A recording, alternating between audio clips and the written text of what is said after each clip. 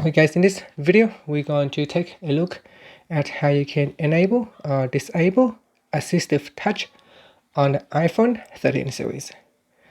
First, let's go back to your home screen by swiping up at the bottom of the screen. And on the home screen, tap on Settings. In Settings, go down and tap on Accessibility. Then you want to go down and tap on Touch.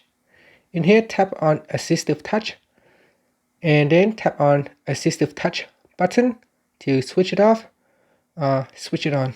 Once you turn on, this is the Assistive Touch. It is a round circle, and when you touch on it, it will open up a menu with a lot of different shortcuts which you can use. Now you can tap on device, and in here it has a lock screen button, rotate screen, volume up, so you can use the on screen volume up key to turn up the volume or turn down the volume.